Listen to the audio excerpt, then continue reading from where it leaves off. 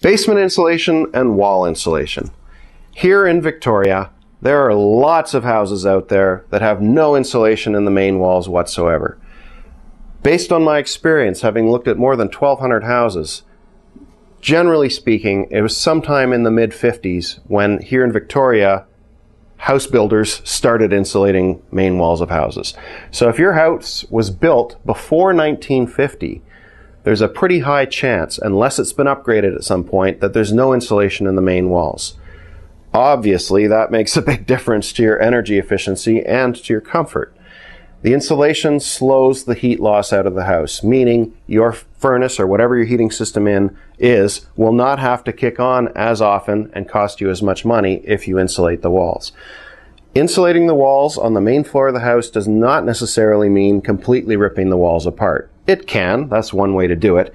It's not the way most people do it, especially if they're already living in the house. Generally speaking, if there's no insulation in the walls at all, the walls are constructed from a pre-1950 house with vertical wooden studs. The studs have the inside wall attached to one edge and the outside wall attached to the other edge. In between the studs, there's an empty air cavity. So a contractor who specializes in blowing insulation into walls will come and drill a 1.5 inch hole at the top of that air cavity, feed in a hose down to the bottom, blow in an insulation product, fill out the hose, patch the hole, move on to the next one. So when all is said and done, your walls have been filled with insulation. Kind of looks like the mafia came by. There's a row of bullet holes across the outside of your house. It can be done from inside as well. That's a matter of preference, something for the contractor and the homeowner to work out.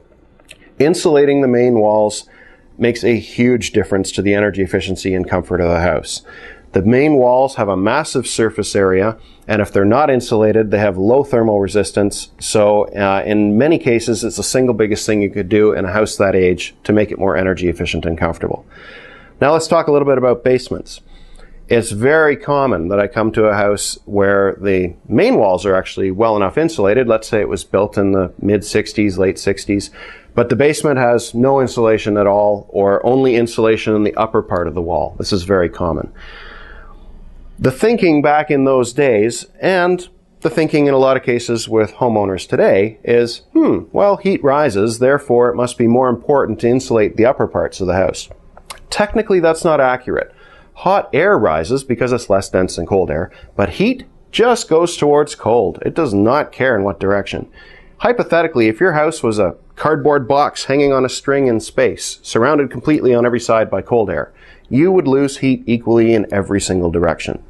So when you have a house where the main floor is well insulated and the basement is not, what happens is usually the basement's a heated space. There's a furnace and ductwork and various other things dumping heat into that space down there.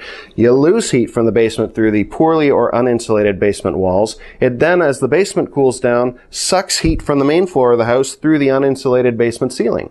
It's like a chain reaction pulling the energy out of the building. It's an aquarium with a hole in the corner. So insulating the basement of a house is much more important than most people realize for the overall energy efficiency of the building. Of course, it will make your basement more comfortable as well, but really the main thing is to keep the energy contained within the building. For more information or details or to book an evaluation of your own house, give me a call or an email. I'm happy to come and help you.